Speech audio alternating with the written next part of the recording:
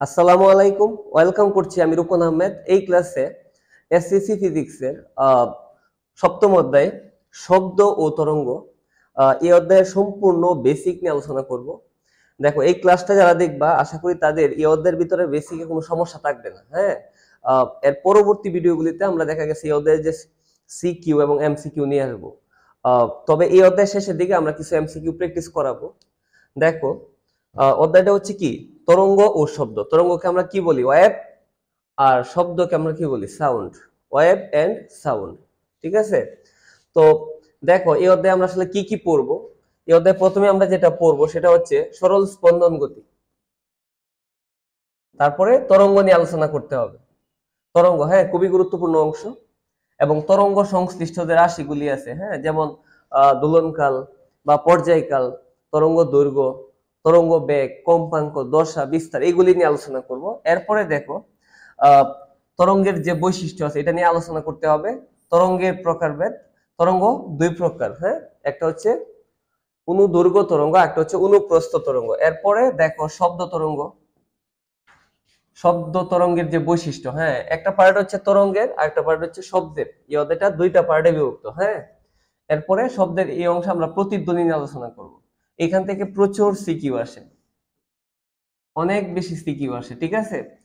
এরপরে হচ্ছে শব্দের বেগের পার্থক্য। হ্যাঁ, এটা অবশ্যই শব্দের বেগের একটা পার্থক্য আছে, এটা পড়তে হবে। এবং শব্দের ব্যবহার, সুরযুক্ত শব্দ, শব্দের দূষণ, এই প্রত্যেকটা টপিকস আমি এই অধ্যায়ের প্রথম থেকে শেষ পর্যন্ত চেষ্টা করব ধরে ধরে ক্লিয়ার করে দেওয়ার। হ্যাঁ, দেখো, যারা ক্লাসটা মনোযোগ দিয়ে দেখবে আশা করি তাদের এই অধ্যায়ের বেসিকে আর কোনো সমস্যা থাকবে না। ঠিক আছে? তো আহ, সর্বপ্রথম যে অংশটা নিয়ে আলোচনা করব, সরল স্পন্দন গতি। এটাকে বলা হয় সিম্পল হারমোনিক মোশন।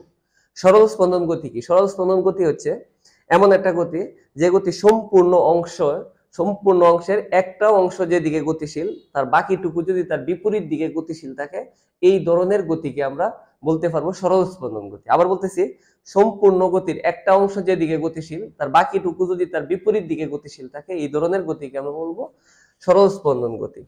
যেমন এভাবে চিন্তা করতে পারো,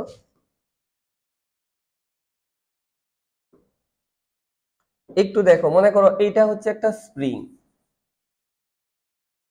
এই স্প্রিং এর উপরে যদি বল প্রয়োগ করো, ঠিক আছে, স্প্রিং এর উপরে যদি বল প্রয়োগ করো, তাহলে এই স্প্রিংটা কি এখানে থাকবে? এই স্প্রিংটা কিন্তু এখানে থাকবে না। তাহলে দেখো, স্প্রিংটা কিন্তু তোমার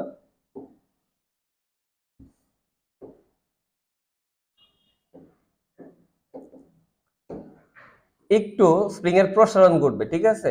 স্প্রিং এর কি ঘটবে? প্রসারণ। প্রসারণ মানে স্প্রিংটা এই যে দেখতে এইরকম হয়ে যাবে। তার মানে এই যে এই অংশ থেকে এই অংশ পর্যন্ত স্প্রিং এর কি করছে বলো, একটু বুঝো প্লিজ। একটা স্প্রিং কে যদি আমি বল প্রয়োগ করি, তাহলে স্প্রিং এর কি ঘটবে? প্রসারণ ঘটবে। তার মানে এই অংশে, স্প্রিং এর এইটুকু অংশে স্প্রিং এর কি করছে বলো? প্রসারণ। রাইট? এই অংশে স্প্রিং এর প্রসারণ করছে। রাইট? এটা সংকুচন হইতে পারে, প্রসারণ। যেহেতু আমি একটা স্প্রিং কে টেনে লম্বা করলাম, এই অংশে কি করছে? স্প্রিং এর প্রসারণ। এখন দেখো, সে কিন্তু প্রথম এই পর্যন্ত গেছে, একটু বোঝার চেষ্টা করো। এইটা হচ্ছে স্প্রিং এর প্রসারণ, এই পর্যন্ত। এখন স্প্রিংটাকে যদি ছেড়ে দেওয়া হয়, তাহলে স্প্রিংটা কি এখানে থাকবে? না তো, সে আবার পূর্বের অবস্থানে ফিরে আসবে। হ্যাঁ, স্প্রিংটা এই দিকে ফিরে আসবে। রাইট? তার মানে সম্পূর্ণ গতির একটা অংশ যেদিকে গতিশীল, যেখান থেকে স্প্রিংটা প্রসারণ শুরু হয়েছে, যদি তুমি বল প্রয়োগ করো এই অংশ থেকে এই অংশ পর্যন্ত, স্প্রিং এর কি করছে বলো? প্রসারণ। যখন আবার ছেড়ে দেওয়া হবে, হ্যাঁ, তখন আবার পূর্বের অবস্থানে ফিরে আসবে। তার মানে এইখান থেকে এইভাবে আমরা চিন্তা করতে পারি, সে যেখান থেকে যাত্রা শুরু করছে এই অংশ থেকে, হ্যাঁ, এই অংশ পর্যন্ত। রাইট? একটু বুঝো প্লিজ। তার মানে একটা স্প্রিং কে যদি আমরা বল প্রয়োগ করি, স্প্রিং এর যে প্রসারণটা ঘটছে আবার যদি ছেড়ে দিই, তাহলে হ্যাঁ, স্প্রিংটা পূর্বের অবস্থানে ফিরে আসবে। এই যে একটা গতি, সম্পূর্ণ গতির একটা অংশ যেদিকে গতিশীল, তার বাকিটুকু যদি, সম্পূর্ণ অংশের একটা অংশ যেদিকে গতিশীল, তার বাকিটুকু যদি তার বিপরীত দিকে গতিশীল থাকে, এই ধরনের গতিকে আমরা বলবো সরল স্পন্দন গতি। ঠিক আছে? তো এই অংশে তোমাদের মেন বইয়ে দেখবা, তোমাদের মেন বইয়ে একটা সূত্র লেখা আছে, এটা একটু ভালো করে পড়তে হবে। T equal 2 pi root M by K. ঠিক আছে, আরেকটা সূত্র লেখা আছে T equal 2 pi root L by G. Please দুইটা সূত্র ভালো করে পড়তে হবে। তবে এখানে আমাকে প্রশ্ন করতে পারো, স্যার টি কি? টি দ্বারা স্যার আমরা কি বুঝবো? এখানে টি দ্বারা বুঝবো হচ্ছে, টি বলতে এখানে আমরা বুঝবো টাইম পিরিয়ড।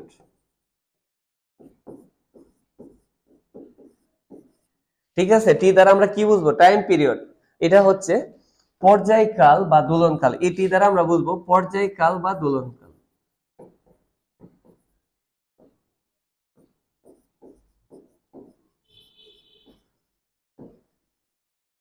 পর্যায়কাল বা দোলনকাল, প্লিজ একটু মনে রাখো। তাহলে এই যে টি, টি মানে হচ্ছে টাইম পিরিয়ড, পর্যায়কাল বা দোলনকাল, এটা সময় বোঝানো হয়েছে। আর এইখানে এই যে দেখো, এইটাকে যদি আমি 1 নং চিন্তা করি, এইটাকে যদি আমি 2 নং চিন্তা করি, এই দুইটা সূত্র আমাদের লাগবে। হ্যাঁ, এই দুইটা সূত্র কাজে লাগবে, একটু মনে রাখো প্লিজ। দেখো এই যে 1 এবং 2 এ যে টি দ্বারা আমরা কি বুঝতেছি? টাইম পিরিয়ড মানে হচ্ছে পর্যায়কাল বা দোলনকাল, equal 2 pi root M by K, এটা হচ্ছে 2 pi root L by G. ঠিক আছে, তো এম কি স্যার? এম হচ্ছে বর, আর কে হচ্ছে কি? স্প্রিং ধ্রুবক। এটা একটু মনে রাখবো। এই অংশে কে দ্বারা আমরা বুঝবো স্প্রিং ধ্রুবক।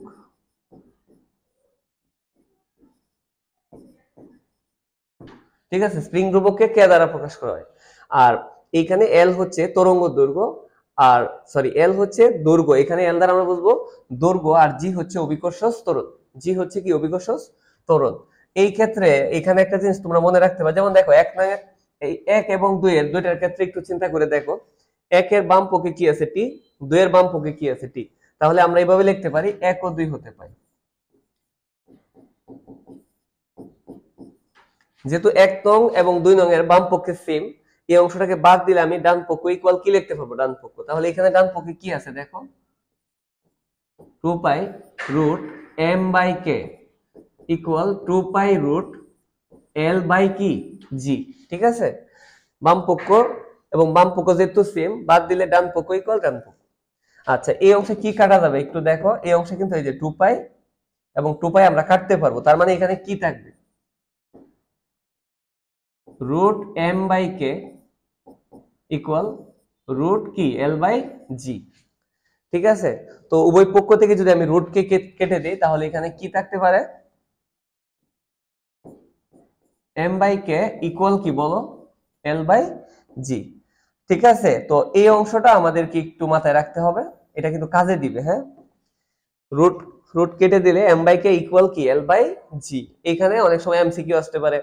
হ্যাঁ, এম এর মান বের করতে বলতে পারে, এল অথবা কে, যে কোনো একটা মান চাইতে পারে। হ্যাঁ, তবে তোমাদের বইয়ে শুধু এই দুইটা সমীকরণ দেওয়া আছে, এই দুইটাই মাথায় রাখবা। তবে গাণিতিক সমস্যাগুলি সমাধানের ক্ষেত্রে দেখবা যে কোন, দেখো দুইটা সূত্রেই কিন্তু, দুইটা সূত্র দিয়ে আমরা কি বের করতে পারবো? Time period. মানে এখানে 1 নং বলো 2 নং বলো, দুইটা সূত্রে আমি বের করতে পারবো পর্যায়কাল বা দোলনকাল বের করতে পারবো। ঠিক আছে, তো যেই মান থাকবে, যদি দৈর্ঘ্য দেওয়া থাকে তাহলে এই সূত্র ইউজ করবা। আর জি এর মান তো আমরা মুখস্থ জানি, জি এর মান হচ্ছে 9.8 ms ইনভার্স 2। আর যদি এম এবং কে বর এবং স্প্রিং ধ্রুবক দেওয়া থাকে, তাহলে এই সূত্র দিয়ে তুমি কি বের করবা? টাইম পিরিয়ড মানে দোলনকাল। ঠিক আছে, আচ্ছা তাহলে এই পেজে জাস্ট এই দুইটা সূত্র তোমরা ভালো করে মনে রাখবা। এই দুইটা সূত্র থেকে আমি এই পর্যন্ত যাইতে পারবো। ঠিক আছে, এরপরে দেখো তরঙ্গ। এই অধ্যায়টাকে আমরা বলছি তরঙ্গ। তরঙ্গকে ইংলিশে কি বলে? ওয়েভ। তরঙ্গ হচ্ছে একটা মাধ্যমের, তরঙ্গ হচ্ছে একটা মাধ্যমের ভিতর দিয়ে এক জায়গা থেকে অন্য জায়গায় শক্তি পাঠানোর একটি প্রক্রিয়া। শক্তি পাঠানোর একটি কি? প্রক্রিয়া। যেখানে মাধ্যমের কণাগুলো তার নিজের অবস্থানে স্পন্দিত হতে পারে, কিন্তু সেখান থেকে সম্পূর্ণ সরে যায় না। ঠিক আছে, সম্পূর্ণ সরে যায় না। এই অংশটা তোমাদেরকে একটু ক্লিয়ার করতেছি, শোনো। তরঙ্গ হচ্ছে একটা মাধ্যমের ভিতর দিয়ে এক জায়গা থেকে অন্য জায়গায় তথ্য বা শক্তি পাঠানোর একটা প্রক্রিয়া, প্রক্রিয়া, এবং যেখানে মাধ্যমের কণাগুলো নিজের অবস্থানে থেকে স্পন্দিত হয়, কিন্তু হ্যাঁ স্পন্দিত হতে পারে কিন্তু সেখান থেকে সরে যায় না। এই সংজ্ঞাটা একটু মাথায় রাখবা তরঙ্গের। তরঙ্গ দেখো আমি তরঙ্গের যে অংশটুকু আছে এটা আমরা ক্লিয়ার করবো এখন, একটু বুঝো।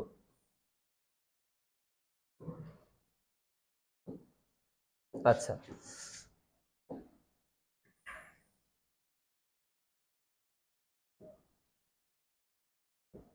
একটু দেখো, এইটা মনে করো একটা তরঙ্গ, ঠিক আছে? তরঙ্গের ক্ষেত্রে যেটা মাথায় রাখবা তোমরা, 360 ডিগ্রি দশা পার্থক্য যদি অতিক্রম করে তাহলে একটা পূর্ণ 360 ডিগ্রি দশা পার্থক্য যদি অতিক্রম করে, দেখো এইখান থেকে যদি চিন্তা করো এ, এইটাকে যদি ধরো বি, সি, ডি, ই, এই পর্যন্ত চিন্তা করো। দেখো এই পর্যন্ত যদি চিন্তা করো, এই যে এই পর্যন্ত, এইখানে দেখো টোটালি কত ডিগ্রি দশা পার্থক্য অতিক্রম করছে। যদি এইখান থেকে চিন্তা করো তাহলে এই পার্টটা, এখানে আমি দুইটা পার্ট করতে পারবো 1 2, এইখানে দুইটা পার্ট করতে পারবো 3 4। একটা জিনিস চিন্তা করে দেখো, এই যে এইখান থেকে এই পর্যন্ত টোটাল কত ডিগ্রি, এইটুকু হচ্ছে 180, এইটুকু 180, তার মানে 180 180 কত 360 ডিগ্রি। তাহলে 360 ডিগ্রি দশা পার্থক্য যদি, হ্যাঁ তরঙ্গের যে কণাগুলি আছে যদি 360 ডিগ্রি দশা পার্থক্য অতিক্রম করে, এই 360 ডিগ্রি দশা পার্থক্য অতিক্রম করলে একটা তরঙ্গ সম্পূর্ণ হয়েছে, এটা আমরা বলতে পারবো। এই টোটালটাতে কিন্তু একটা তরঙ্গ দৈর্ঘ্য, হ্যাঁ কমপ্লিট হয়েছে, ঠিক আছে? তরঙ্গ দৈর্ঘ্যকে আমরা পরের এটাতে পড়বো, এটাকে ল্যামডা দ্বারা প্রকাশ করা হয়, এটাও বুঝো। তাহলে একটা তরঙ্গ সম্পন্ন হতে গেলে যেটা মাথায় রাখতে হবে, এখানে এইভাবে চিন্তা করলে সবচেয়ে ভালো হয় যে একটা পূর্ণ স্পন্দন,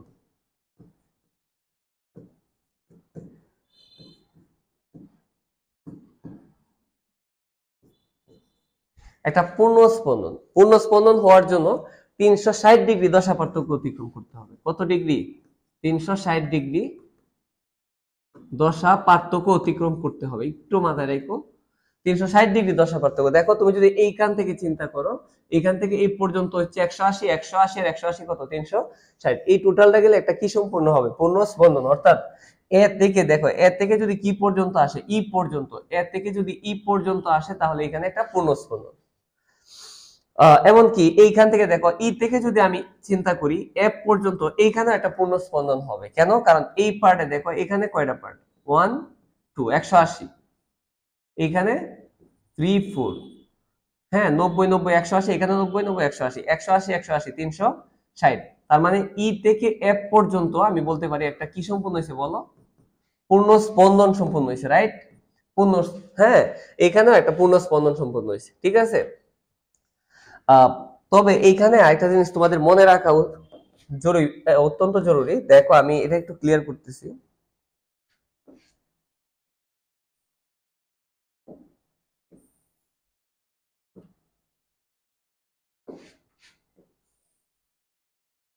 একটু বুঝো, এই উপরে যে বিন্দুটা আছে এইটুকু সর্বোচ্চ, এটা হচ্ছে তরঙ্গ শীর্ষ, একটু মাথায় রেখো, এটা হচ্ছে তরঙ্গ শীর্ষ।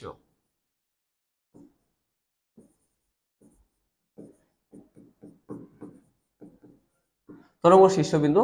আর যদি নিচে নামে, এইটা হচ্ছে এই সর্বোচ্চ উঠলে কিন্তু এই পর্যন্ত উঠতে পারবে। এই সর্বোচ্চ যে বিন্দুটা সেটা হচ্ছে তরঙ্গ শীর্ষবিন্দু, আর সর্বনিম্ন যে বিন্দুটা সেটা হচ্ছে তরঙ্গ পাদবিন্দু।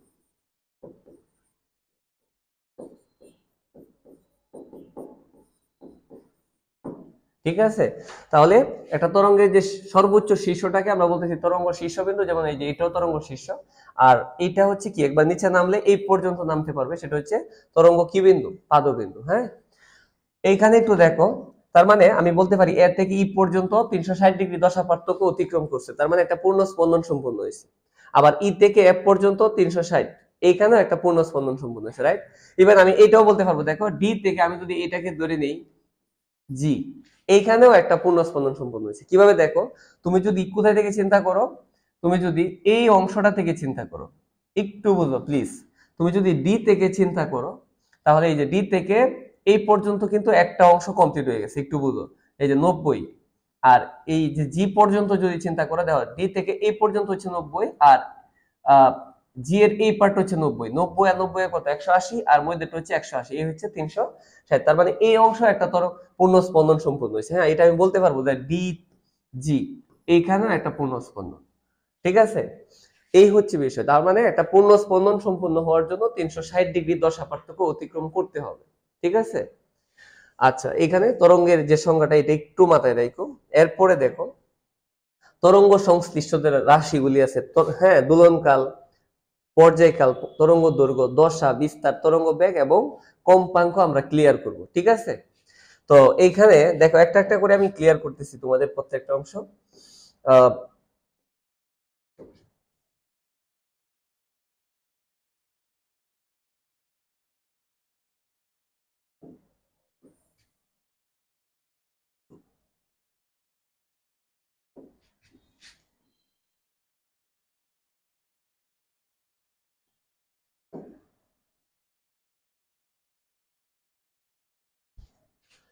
আচ্ছা এইখানে তুমি একটু বোঝার চেষ্টা করো। আমি আগেই বলছি যে এই যে এ থেকে আমি যদি মনে করো এই পর্যন্ত যাই, বি পর্যন্ত, এ থেকে বি, এইখানে একটা পূর্ণ স্পন্দন সম্পন্ন হয়েছে। আবার বি থেকে আমি চিন্তা করলাম এই পর্যন্ত সি, এইখানে আবার সি থেকে চিন্তা করলাম ডি, এই পর্যন্ত একটা পূর্ণ স্পন্দন।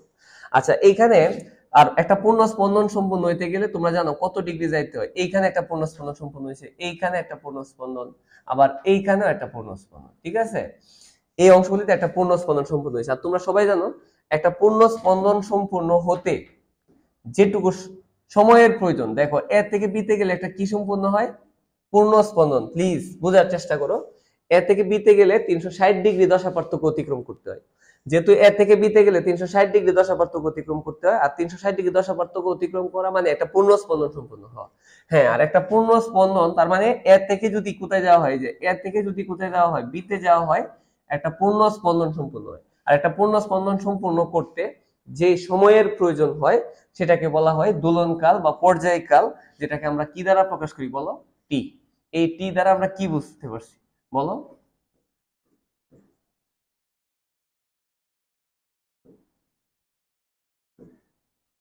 দোলনকাল বা পর্যায়কাল। ঠিক আছে, তার মানে এর থেকে বিতে গেলে একটা পূর্ণ স্পন্দন সম্পূর্ণ হয়।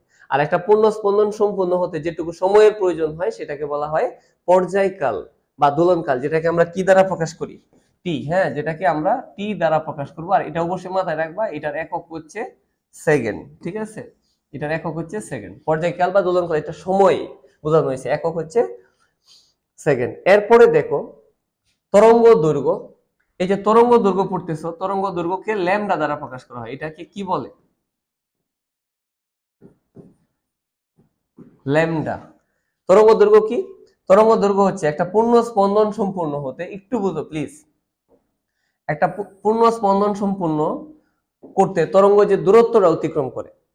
আবার বলতেছি, দেখো এর থেকে বিতে যাওয়ার মানে কি, এর থেকে বিতে যাওয়ার মানে একটা পূর্ণ স্পন্দন সম্পূর্ণ হচ্ছে। আর একটা পূর্ণ স্পন্দন সম্পূর্ণ হতে যেটুকু সময় লাগে সেটা হচ্ছে দোলনকাল বা পর্যায়কাল, যেটাকে বলা হয় টাইম পিরিয়ড, টি দ্বারা প্রকাশ করা হয়। রাইট, আর একটা পূর্ণ স্পন্দন সম্পূর্ণ হতে তরঙ্গের কণাগুলি যে দূরত্ব অতিক্রম করে, তার মানে একটা পূর্ণ স্পন্দন সম্পূর্ণ হতে যে তরঙ্গ যে দূরত্বটা অতিক্রম করে সেটাকে বলা হয় তরঙ্গ দৈর্ঘ্য, যেটাকে আমরা কি দ্বারা প্রকাশ করবো, ল্যামডা। দেখো এইটুকু হচ্ছে একটা ল্যামডা, আবার এই পার্টে হচ্ছে কি, এইটুকু হচ্ছে আরেকটা ল্যামডা। ঠিক আছে, এইখানে এইটা হবে আরেকটা ল্যামডা। তার মানে একটা পূর্ণ স্পন্দন হতে, একটা পূর্ণ স্পন্দন সম্পূর্ণ হতে তরঙ্গ যে দূরত্বটা অতিক্রম করে সেটাকে বলা হয় তরঙ্গ দৈর্ঘ্য। এটা একটা তরঙ্গ দৈর্ঘ্য, এটা একটা তরঙ্গ দৈর্ঘ্য, সেম। এইটাতে এই অংশটা কি সম্পূর্ণ হয়েছে বলো, এইখানে একটা তরঙ্গ দৈর্ঘ্য, একটু বুঝো, এই অংশেও একটা তরঙ্গ দৈর্ঘ্য সম্পূর্ণ হয়েছে। রাইট, আবার বলতেছি তাহলে এই দুইটা জিনিস একটু ক্লিয়ার করি। দোলনকাল হচ্ছে একটা পূর্ণ স্পন্দন সম্পূর্ণ হতে যে সময় লাগে সেটা হচ্ছে দোলনকাল। আর একটা তরঙ্গ দৈর্ঘ্য একটা পূর্ণ স্পন্দন সম্পূর্ণ হলে বা একটা পূর্ণ স্পন্দন, এভাবে বলতে পারো যে একটা পূর্ণ স্পন্দন সম্পূর্ণ হতে তরঙ্গ যে দূরত্বটা অতিক্রম করে সেটাকেই তরঙ্গ দৈর্ঘ্য বলা হয়। এইটুকু একটা তরঙ্গ দৈর্ঘ্য ল্যামডা, এইটুকু একটা তরঙ্গ দৈর্ঘ্য। তার মানে একটা পূর্ণ স্পন্দন সম্পূর্ণ হতে তরঙ্গ যে দূরত্বটা অতিক্রম করে সেটাই হচ্ছে কি, তরঙ্গ দৈর্ঘ্য। দেখো এই যে এই অংশ থেকে এই অংশ পর্যন্ত একটা তরঙ্গ দৈর্ঘ্য, আবার এই পার্ট থেকে এই পার্ট পর্যন্ত, আবার এইখান থেকে এই অংশ পর্যন্ত, এখানে টোটাল তিনটা তরঙ্গ দৈর্ঘ্য। হ্যাঁ, তার মানে তরঙ্গ দৈর্ঘ্য হচ্ছে যে একটা পূর্ণ স্পন্দন সম্পন্ন হতে তরঙ্গ যে দূরত্বটা অতিক্রম করে সেটাই হচ্ছে তরঙ্গ দৈর্ঘ্য। কি বুঝতে পারছো কিনা? আশা করি বুঝতে পারছো। আর তরঙ্গ দৈর্ঘ্য যেহেতু এটা দৈর্ঘ্য, আর তরঙ্গ দৈর্ঘ্যের এককটা অবশ্যই মাথায় রাখবা, তরঙ্গ দৈর্ঘ্যের একক হচ্ছে মিটার। মিটার, ঠিক আছে। এরপর আমরা ক্লিয়ার করবো হচ্ছে দশা। দশা বলতে কি, কণাগুলোর অবস্থা বোঝানো হয়। আবার বলতেছি, দশা হচ্ছে কণাগুলোর অবস্থা, ঠিক আছে, মাথায় থাকবে। দশা হচ্ছে কি, কণাগুলোর অবস্থা। যেমন একটা কণা এইখানে আছে, চিন্তা করো, হ্যাঁ একটা কণা, আমরা অনেক সময় বলি না এই যে তোর কি দশা রে, দশা মানে কি তোর কি অবস্থা, হ্যাঁ কণা দশা হচ্ছে অবস্থা বোঝানো হয়েছে। যে মনে করো একটা কণা এতে আছে, একটা কি আছে বিতে আছে, দেখো একই অবস্থা, হ্যাঁ। আর এই যে স্ট্রেট লাইনটা দেখতেছো, স্ট্রেট লাইনটা, এটা দ্বারা কি বোঝানো হয়েছে জানো? সাম্যাবস্থা, ঠিক আছে। তো একটা কণা যদি এতে থাকে আর একটা কণা যদি বিতে থাকে, দুইটাই সাম্যাবস্থায় আছে, তার মানে কি একই দশায় আছে। অথবা একটা বিতে আছে একটা সিতে আছে, তার মানে কি এরাও একই দশায় আছে। অথবা একটা সিতে একটা দিতে, এরাও কি দশায় আছে বলো? একই দশায় আছে। কি বোঝা গেছে কিনা? আচ্ছা, এরপরে আমরা যে অংশটা দেখবো, যে মনে করো একটা কণা যদি এইখানে থাকে, হ্যাঁ, আর একটা কণা এইখানে থাকে, আমি কি বলতে পারবো যে এই কণা এবং এই কণা একই দশায়? না, এই কণা এবং এটা হচ্ছে তরঙ্গ শীর্ষে, আর এটা হচ্ছে তরঙ্গ পাদবিন্দুতে, দুইটা একই দশা নেই, বিপরীত দশায় আছে, হ্যাঁ বিপরীত দশায় আছে, ঠিক আছে। এরপরে আমরা ক্লিয়ার করবো হচ্ছে বিস্তার। খুবই গুরুত্বপূর্ণ একটা বিস্তার। বিস্তারকে এ দ্বারা প্রকাশ করা হয়, একটু মনে রাখো, বিস্তারকে কি দ্বারা প্রকাশ করা হয়? এ। বিস্তার যেহেতু এক ধরনের দৈর্ঘ্য, দৈর্ঘ্যের একক হচ্ছে মিটার। বিস্তার কি স্যার?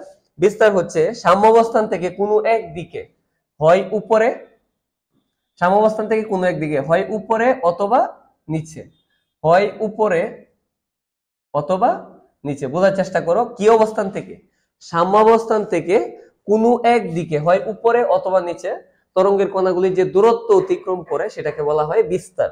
তাহলে উপরে সর্বোচ্চ এইটুকু উঠতে পারবে মনে করো, আর যদি নিচে নামে তারপর এইটুকু নামতে পারবে, হ্যাঁ। তার মানে সাম্যাবস্থান থেকে কোনো একদিকে, এই অবস্থাটা হচ্ছে কি অবস্থা? সাম্যাবস্থা। সাম্যাবস্থান থেকে হয় উপরে অথবা নিচে কোনো এক দিকে তরঙ্গের কণাগুলি সর্বোচ্চ যে দূরত্ব অতিক্রম করে সেটাকে কি বলে? বিস্তার। তাহলে উপরে উঠলেও বিস্তার, নিচে নামলেও বিস্তার। বিস্তারকে কি দ্বারা প্রকাশ করা হয়? এ।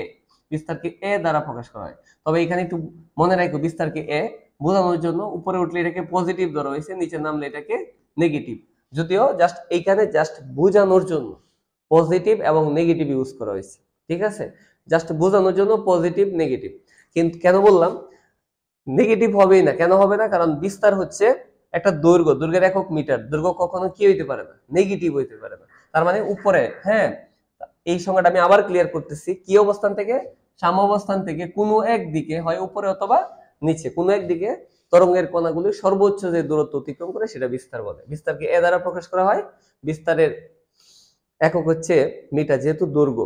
উপরে উঠলে এটাকে পজিটিভ চিন্তা করা হয়েছে, নিচে নামলে নেগেটিভ, তবে এটা বোঝানোর জন্য শুধু, আর কিছু না, হ্যাঁ। এরপরে যেটা আমরা ক্লিয়ার করব, তরঙ্গ বেগ। বেগ বলতে গেলে আমরা জানি বেগের একক কি, আমরা সবাই জানি বেগের একক হচ্ছে এমএস ইনভার্সন। এমএস ইনভার্সন মানে কি? প্রতি সেকেন্ডের অতিক্রান্ত দূরত্ব, হ্যাঁ, প্রতি সেকেন্ডে কত মিটার দূরত্ব অতিক্রম করছে। তার মানে তরঙ্গ বেগ হচ্ছে তরঙ্গের কণাগুলি প্রতি সেকেন্ডে যে দূরত্ব অতিক্রম করছে সেটাকে বলা হয় তরঙ্গ বেগ। আবার বলতেছি, বেগ হচ্ছে প্রতি সেকেন্ডে, এমএস তরঙ্গের একক কিন্তু এমএস ইনভার্সন, তরঙ্গ যে বেগ এটার একক কিন্তু সেম, এমএস ইনভার্স 1। তাহলে তরঙ্গ বেগ কি? তরঙ্গ বেগ হচ্ছে প্রতি সেকেন্ডে কণাগুলির অতিক্রান্ত দূরত্ব। অর্থাৎ তরঙ্গ বেগ হচ্ছে তরঙ্গে যে কণাগুলি আছে প্রতি সেকেন্ডে যে দূরত্ব অতিক্রম করে সেটাকে বলা হয় তরঙ্গ বেগ। আচ্ছা, এরপরে এই অংশে আমরা সবচেয়ে গুরুত্বপূর্ণ একটা অংশ ক্লিয়ার করব, সেটা হচ্ছে তোমার কম্পাঙ্কটা ক্লিয়ার করব। একটু বুঝো, কম্পাঙ্ক নিয়ে যদি আলোচনা করতে হয়, কম্পাঙ্ক হচ্ছে একটি কম্পনশীল বস্তু প্রতি সেকেন্ডে যতবার কম্পিত হতে পারে সেটাকে বলা হয় কম্পাঙ্ক। আবার বলতেছি, একটা কম্পনশীল বস্তু প্রতি সেকেন্ডে যতবার কম্পিত হতে পারে সেটাকে বলা হয়, বা যতবার স্পন্দিত হতে পারে সেটা হচ্ছে কম্পাঙ্ক। এভাবে চিন্তা করা যেতে পারে যে টি সেকেন্ডে একটা বস্তু টি সেকেন্ডে যদি একটি কম্পন দেয়, কয়টি কম্পন? একটি কম্পন দেয়, তাহলে আমি ধরতে পারবো যে এক সেকেন্ডে কতটা কম্পন দিচ্ছে। উপরে থাকবে 1 আর নিচে কোথায় যাবে? টি, এত টি। একটু বুঝো প্লিজ, টি সেকেন্ডে দিছে কতটি কম্পন? একটি। আর এক সেকেন্ডে কতটি? 1/t। এক সেকেন্ডে, শোনো এইখানে একটু মনে রাখো, তরঙ্গ বেগকে বি দ্বারা প্রকাশ করা হয়, ঠিক আছে? টি সেকেন্ডে দিছে একটি কম্পন, তাহলে এক সেকেন্ডে কতটি? 1/t। আর এই যে এক সেকেন্ডে কতটি কম্পন দিছে বলো? এক সেকেন্ডে কম্পন দিছে 1/t। এক সেকেন্ডে যতটি কম্পন দেয় সেটাকে বলা হয় কম্পাঙ্ক, যেটাকে আমরা কি দ্বারা প্রকাশ করি? এফ দ্বারা প্রকাশ করি। প্লিজ, এই যে 1/t এটা কয় সেকেন্ডের কম্পন? এক সেকেন্ডে। এক সেকেন্ডে যতটি কম্পন দিছে, একটি কম্পনশীল বস্তু এক সেকেন্ডে যতটি, এক সেকেন্ডে কতটি? 1/t। এক সেকেন্ডে যতটি কম্পন দিছে সেটাকে আমরা বলি কম্পাঙ্ক। কম্পাঙ্ককে এফ দ্বারা প্রকাশ করা হয়, অর্থাৎ কম্পাঙ্ককে আমরা বলি ফ্রিকোয়েন্সি। ফ্রিকোয়েন্সি মানে কি?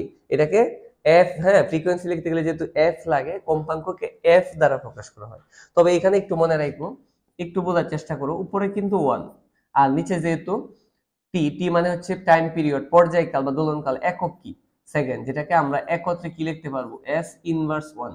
হ্যাঁ, তার মানে ফ্রিকোয়েন্সির একক হচ্ছে বা কম্পাঙ্কের একক হচ্ছে এস ইনভার্স 1, বা এর আরেকটা একক আছে হার্টজ, এইচ জেড, যেটাকে আমরা এইভাবে লিখতে পারি এস ই আর টি জেড, এস ই আর টি জেড, হার্টজ। ঠিক আছে? তাহলে কম্পাঙ্কের একক হচ্ছে পার সেকেন্ড, হ্যাঁ, সেকেন্ড ইনভার্স 1 বা হার্টজ। এটা একটু মনে রাখো। তার মানে কম্পাঙ্ককে আমরা কি দ্বারা প্রকাশ করব? এফ, এবং এইটার একক হচ্ছে সেকেন্ড ইনভার্স 1 বা হার্টজ। কি মাথায় থাকবে তো? ঠিক আছে, আশা করি তোমরা বুঝতে পারছো। এরপরে তবে এই যে ইকুয়েশনটা এটা আছে না, এখানে যেটা লিখছো যে f ইকুয়াল 1/t, ইচ্ছা করলে আমি t এদিকে নিয়ে আসতে পারবো, তাহলে t ইকুয়াল কি লিখতে পারবো? 1/f। এইটা দিয়া দেখা গেছে অনেক সময় অঙ্ক করতে হতে পারে, হ্যাঁ, যে t যদি দিকে নিয়ে যাও f টা এখানে চলে আসবে, তার মানে t ইকুয়াল কি বলো? 1/f। আচ্ছা, এরপরে দেখো তরঙ্গের যে বৈশিষ্ট্যগুলি আছে, হ্যাঁ, তরঙ্গের বৈশিষ্ট্যগুলি একটু দেখে নিই। এক নম্বর বৈশিষ্ট্য হচ্ছে মাধ্যমের ভিতর দিয়ে তরঙ্গ যেতে থাকে। হ্যাঁ, একটা মাধ্যমের ভিতর দিয়ে কি যেতে থাকে? তরঙ্গ যেতে থাকে। কিন্তু মাধ্যমের ভিতর দিয়ে তরঙ্গগুলি গেলেও কণাগুলির মাধ্যমের দিকের সাথে সরে যায় না, মানে নিজস্ব স্থানে থেকে কি হয়? স্পন্দিত হয়। মাধ্যমের ভিতর দিয়ে তরঙ্গ যেতে থাকে, তরঙ্গ কণাগুলো নিজস্ব স্থানে থেকে স্পন্দিত হয়, কিন্তু নিজেরা সরে যায় না। হ্যাঁ, একটা মাধ্যমের ভিতর দিয়ে তরঙ্গ যেতে থাকে, যাওয়ার সময় যে মাধ্যমের যে কণাগুলি আছে নিজস্ব স্থানে থেকে স্পন্দিত হয়, হয় 90 ডিগ্রি কোণে ওঠানামা করতে পারে, অথবা ডানে বামে, একটু ডানে বামে যাইতে পারে, কিন্তু হ্যাঁ, নিজেরা কি হয় না, মানে কণাগুলি নিজস্ব অবস্থান থেকে সরে যায় না। এরপরে হচ্ছে তরঙ্গের যে বিস্তার, এখানে বুঝো প্লিজ। তরঙ্গ এখানে তরঙ্গের মাধ্যমে এক শক্তি এক স্থান থেকে অন্য স্থানে প্রবাহিত হতে পারে। তরঙ্গের মাধ্যমে শক্তি বা তত্ত্ব এক স্থান থেকে অন্য স্থানে প্রবাহিত হতে পারে, এটা তরঙ্গের একটা বৈশিষ্ট্য। এরপরে এখানে একটু মাথায় রাখবা, তবে এখানে একটা কথা বলে দিই, যেহেতু তরঙ্গের মাধ্যমে শক্তি এক স্থান থেকে অন্য স্থানে যেতে পারে, তরঙ্গের শক্তি যত বেশি হবে বিস্তার মানে বেশি বড় হবে, হ্যাঁ, ঢেউটা বড় হবে। এখানে একটু বোঝো, তরঙ্গের মাধ্যমে কিন্তু শক্তি এক স্থান থেকে অন্য স্থানে যেতে পারে, তবে এখানে যে জিনিসটা মনে রাখার জন্য বলতেছি, যে তরঙ্গের শক্তি যত বেশি হবে বিস্তার তত বেশি হবে। এই জন্য বলা হয় যে তরঙ্গের যে শক্তিটা হবে তরঙ্গের বিস্তার হচ্ছে এ, এটার বর্গের সমানুপাতিক। প্লিজ প্লিজ এটা একটু মনে রাখো। শক্তি মানে শক্তি যত বেশি হবে বিস্তার তত বেশি হবে, তার মানে শক্তি বিস্তারের এ হচ্ছে বিস্তারের বর্গের সমানুপাতিক। এটা দ্বারা আমরা ক্লিয়ার করতে পারবো, যদি বিস্তার যদি দ্বিগুণ হয় 2 এর উপরে কি স্কয়ার, তার মানে 2 দুগুণে 4, শক্তি কয় গুণ হবে? 4 গুণ, শক্তি হবে 4 গুণ। বিস্তার যদি 3 হয়, 3 এর উপরে স্কয়ার, 3 3 কত? 9, শক্তি হবে 9 গুণ। বিস্তার যদি 4 হয়, 4 স্কয়ার, তাহলে শক্তি কত গুণ হবে? 16 গুণ। ঠিক আছে? আর এখানে একটা পয়েন্ট মাথায় রাখবা, যে সব তরঙ্গেরই একটা কি থাকে? বেগ থাকে। হ্যাঁ, সব তরঙ্গের এই বেগ থাকে, এটা একটু মাথায় রাখতে হবে। তারপরে তরঙ্গের প্রতিফলন কিংবা প্রতিসরণ হয়। তরঙ্গের কি হয়? প্রতিফলন কিংবা প্রতিসরণ হয়। আর প্রতিফলনও হয়, তরঙ্গের প্রতিসরণ হয়, খুবই গুরুত্বপূর্ণ। প্রতিফলন প্রতিসরণ দুইটাই হয়। আর তরঙ্গের উপরিপাতন ঘটে, এটা হচ্ছে তরঙ্গের সবচেয়ে গুরুত্বপূর্ণ বৈশিষ্ট্য, উপরিপাতন। উপরিপাতন জিনিসটা হচ্ছে কি, যদি এইভাবে চিন্তা করো, একটু বুঝো, এইটা একটা তরঙ্গ মনে করো, আর এইটা একটা তরঙ্গ, দুইটাকে আমি আলাদা আলাদা ভাবে যদি চিন্তা করি,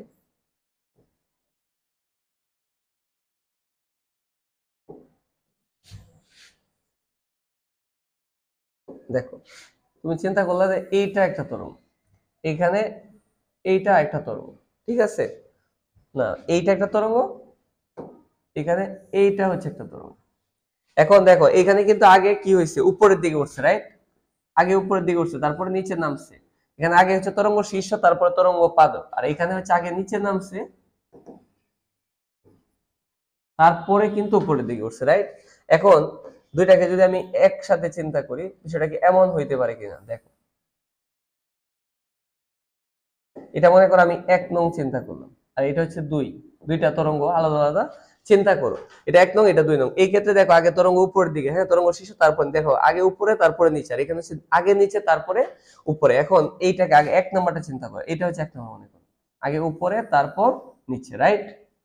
এটা হচ্ছে 1, আগে উপরে তারপর নিচে, আর এখানে হচ্ছে আগে নিচে তারপরে উপরে। হ্যাঁ এইটা যদি এটার উপর দিয়ে যায়, দেখো এই দুইটা, একটা যদি একটার উপর দিয়ে যায়, একটা তরঙ্গ 1 এবং 2, একটা তরঙ্গ যদি একটা তরঙ্গের উপর দিয়ে যায়, তাহলে এই যে এখন যেটা আমি একে রাখছি সেটা হচ্ছে 1, এরপর 2 কি করছে দেখো, আগে নিচে নামছে তারপরে উপরে উঠছে। এরকম হবে, একটা তরঙ্গ যদি একটা তরঙ্গের উপর দিয়ে যায়, এটাকে বলা হয় তরঙ্গের উপরিপাতন। তার মানে একটা সময় কি হবে, যদি তরঙ্গের উপরিপাতন ঘটে, একটা সময় দেখবা যে সাম্যাবস্থায় চলে আসছে, মানে কি কোনো তরঙ্গ থাকবে না, এরকম সাম্যাবস্থায় দেখবা যে একটা ঢেউ যখন তোমরা এটা পুকুরে, হ্যাঁ বা নদীর পানিতে এটা লক্ষ্য করবা, ঢেউ যখন একটা ঢেউ যখন একটা ঢেউর উপর দিয়ে যাবে, একটা সময় কিন্তু আর ঢেউ থাকবে না, মানে সাম্যাবস্থা সৃষ্টি হবে। তাহলে তরঙ্গের উপরিপাতন হচ্ছে যখন একটা তরঙ্গ একটা তরঙ্গের উপর দিয়ে যাবে, এরকম। হ্যাঁ একটা প্রথমটা কিন্তু আগে উঠছে তারপরে নিচের দিকে, হ্যাঁ এটা হচ্ছে আগে নিচের দিকে তারপরে উপরে, দুইটা একটা যদি একটা উপর দিয়ে যায়, একটা সময় কিন্তু এরকম একটা সাম্যাবস্থা সৃষ্টি হবে। তার মানে হচ্ছে একটা তরঙ্গ একটা তরঙ্গের উপর দিয়ে গেলে সেটাকে বলা হয় তরঙ্গের উপরিপাতন। এটা হচ্ছে তরঙ্গের সবচেয়ে গুরুত্বপূর্ণ বৈশিষ্ট্য, ঠিক আছে? হ্যাঁ তবে এইখানে এই প্রত্যেকটা এইখানে যতগুলি পয়েন্ট আছে, এই প্রত্যেকটা পয়েন্ট প্লিজ একটু মাথায় রাখবো, ঠিক আছে? এরপরে দেখো তরঙ্গের যে প্রকারভেদ, তরঙ্গকে আমরা ইংলিশে কি বলি? তরঙ্গকে আমরা বলি ওয়েভ। তরঙ্গ 2 প্রকার, একটা হচ্ছে অনুদৈর্ঘ্য তরঙ্গ, যেটাকে বলা হয় লঙ্গিটিউডিনাল,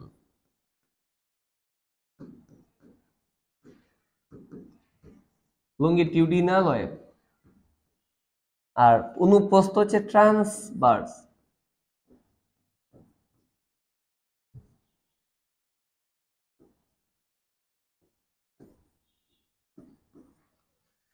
তাহলে তরঙ্গ কয় প্রকার? তরঙ্গ হচ্ছে 2 প্রকার, একটা কি অনুদৈর্ঘ্য তরঙ্গ, একটা হচ্ছে অনুপ্রস্থ তরঙ্গ। অনুদৈর্ঘ্য তরঙ্গকে আমরা বলি লঙ্গিটিউডিনাল ওয়েভ, আর অনুপ্রস্থ তরঙ্গকে আমরা বলি ট্রান্সভার্স ওয়েভ। আচ্ছা এখানে আমি জাস্ট 2টা উদাহরণ দিয়ে ক্লিয়ার করে ফেলি। অনুদৈর্ঘ্য যে তরঙ্গ আমরা যে কথা বলি, এটা কিন্তু অনুদৈর্ঘ্য তরঙ্গ। আমরা যে কথা বলি এটাকে যান্ত্রিক তরঙ্গ। যেমন এটা চিন্তা করো যে আমি 2টা তরঙ্গের উদাহরণ একসাথে এক করতেছি, দেখো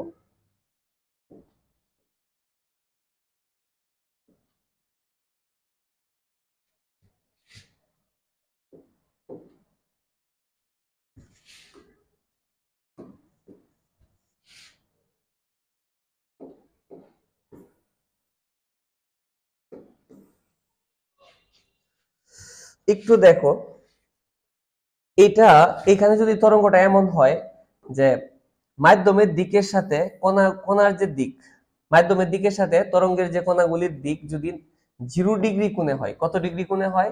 0 ডিগ্রি। দেখো মাধ্যমের দিকের সাথে তরঙ্গের যে কণাগুলির দিক কি 0 ডিগ্রি কোণে। যে অনুদৈর্ঘ্য তরঙ্গ আমরা যে কথা বলতেছি, শব্দ একটা যান্ত্রিক তরঙ্গ, শব্দ হচ্ছে একটা অনুদৈর্ঘ্য তরঙ্গ। তার মানে আমি যে কথা বলতেছি এটা কিন্তু ঢেউয়ের মতো যাইতেছে না, হ্যাঁ একবারে সোজা তোমার কানে চলে যাচ্ছে, ঠিক আছে? একবারে সোজা। তার মানে কি মাধ্যমের দিকের সাথে কণাগুলো 0 ডিগ্রি কোণে যাইতেছে। তাহলে মাধ্যমের দিকের সাথে যদি কণাগুলি যদি 0 ডিগ্রি, হ্যাঁ মাধ্যমের দিকের সাথে তরঙ্গের যে কণাগুলি আছে এগুলির দিক যদি 0 ডিগ্রি কোণে যায়, সেটা হচ্ছে অনুদৈর্ঘ্য। যেমন শব্দ হচ্ছে একটা অনুদৈর্ঘ্য তরঙ্গ, আমরা যে কথা বলি শব্দ একটা অনুদৈর্ঘ্য তরঙ্গ, অর্থাৎ শব্দ একটা যান্ত্রিক তরঙ্গ। আমরা কথা বলার জন্য কিসের প্রয়োজন হয়? মাধ্যমের প্রয়োজন হয়। যে আমি কথা বলতেছি, আমার সামনে যারা বসা থাকবে এরা শুনবে, এর কারণ হচ্ছে কি, মাধ্যম হিসেবে বায়ু আছে, রাইট? মাধ্যম হিসেবে কি আছে? বায়ু। তাহলে এই যে আমি কথা বলতেছি, এটা আমার মুখ থেকে বের হয়ে সরাসরি এই যে সোজা, হ্যাঁ এটা এমন না যে ঢেউ একবার তরঙ্গ শীর্ষ একবার তরঙ্গ পাদ, এমন হইতেছে না, মানে একবারে সোজা। তার মানে মাধ্যমের দিকের সাথে তরঙ্গের কণাগুলির দিক যদি 0 ডিগ্রি কোণে হয়, সেটা হবে অনুদৈর্ঘ্য তরঙ্গ। এটা হচ্ছে অনুদৈর্ঘ্য তরঙ্গ।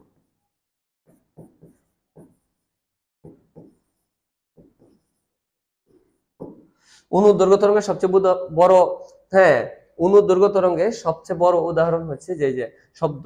শব্দ হচ্ছে একটা যান্ত্রিক তরঙ্গ, অর্থাৎ অনুদৈর্ঘ্য তরঙ্গ। হ্যাঁ, এরপরে যে পানিতে যে ঢেউ হয়, বা অনেক সময় বাতাসের মধ্যে দেখবা ধান, হ্যাঁ, ধান ক্ষেতের মধ্যে দেখবা ধান গাছের মধ্যে একটা ঢেউ হয় বাতাসের কারণে, ঠিক আছে, ওইটা হচ্ছে অনুপ্রস্থ। অনুপ্রস্থ তরঙ্গ বলে কি হয়, এই যে এরকম হয় ঢেউ, দেখবা, হ্যাঁ, একবার উপরে উঠতেছে, একবার উপরের দিকে উঠতেছে,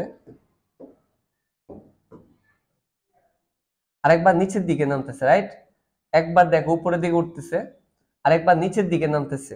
এই যে একবার উপরের দিকে উঠতেছে, আরেকবার নিচের দিকে নামতেছে, কত ডিগ্রি কোণে বলো? উপরে উঠতেছে, নিচে নামতেছে সমকোণে, অর্থাৎ কত ডিগ্রি কোণে? 90 ডিগ্রি কোণে। তার মানে অনুপ্রস্থ তরঙ্গ, যেমন পানির যে ঢেউ বা ধান গাছের মধ্যে যে ঢেউ ঢেউ তৈরি হয়, এগুলো হচ্ছে অনুপ্রস্থ তরঙ্গ। এটা মাধ্যমের দিকের সাথে কণাগুলির দিক 0 ডিগ্রি কোণে হলে তো অনুদৈর্ঘ্য, আর যদি মাধ্যমের দিকের সাথে তরঙ্গের যে কণাগুলির কি হয় 90 ডিগ্রি কোণে উপরে ওঠা, হ্যাঁ, একবার উপরে উঠলো আবার নিচে নামলো, তার মানে 90 ডিগ্রি কোণে যদি ওঠা নামা করে, এটা হচ্ছে অনুপ্রস্থ তরঙ্গ। ঠিক আছে, এটা হচ্ছে অনুপ্রস্থ, এটাকে আমরা বলি ট্রান্সভার্স ওয়েভ, অনুপ্রস্থ তরঙ্গ।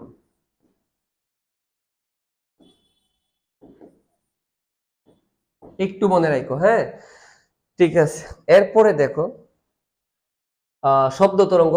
অলরেডি এর আগে যতটুকু পড়ানো হয়েছে তরঙ্গের যে অংশটুকু এটুকু পড়ানো হয়েছে, এখন জাস্ট শব্দ, হ্যাঁ, শব্দ তরঙ্গ যেটা, শব্দ তরঙ্গের ক্ষেত্রে এখানে দেখো প্রথমে একটা কোয়েশ্চেন করছে যে পুরুষের গলার স্বর মোটা কিন্তু নারীদের গলার স্বর তীক্ষ্ণ কেন। এটা 30টা দেওয়া যেতে পারে, খুবই গুরুত্বপূর্ণ একটা প্রশ্ন, হ্যাঁ, খুবই গুরুত্বপূর্ণ। এখান এই প্রশ্নটা খুবই আসে যে পুরুষের গলার স্বর মোটা কিন্তু নারীদের গলার স্বর তীক্ষ্ণ কেন। এটার কারণ হচ্ছে আমরা যখন কথা বলি, কথা বলার সময় আমাদের যে ফুসফুস আছে,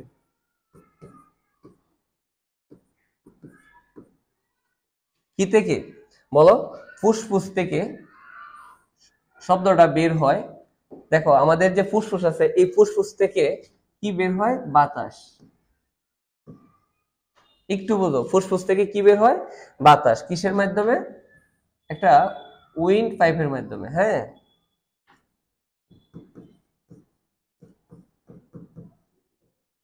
আমাদের ফুসফুস থেকে কি বের হয়? বাতাস। কিসের মাধ্যমে? একটা উইন্ড পাইপের মাধ্যমে, হ্যাঁ, উইন্ড পাইপের মাধ্যমে। এই বাতাসটা বের হয়ে এটা কোথায় আসে? আমাদের গলার, এই যে, হ্যাঁ, ফুসফুস থেকে। আমাদের, তোমরা সবাই জানো আমাদের দুইটা ফুসফুস থেকে বাতাসটা বের হয়ে উইন্ড পাইপের মাধ্যমে এটা আমাদের এই কানে আসে। এটাকে বলা হয় স্বরযন্ত্র বা ল্যারিংস। কি বলা হয়? ল্যারিংস। ঠিক আছে, এইটাকে বলা হয় স্বরযন্ত্র, যেটাকে ইংলিশে কি বলা যেতে পারে? ল্যারিংসে আসে। ঠিক আছে, এটা শব্দটা বের হয়ে এই অংশে আসে। তাহলে এই পাইপের মাধ্যমে স্বরযন্ত্র বা ল্যারিংসে আসে।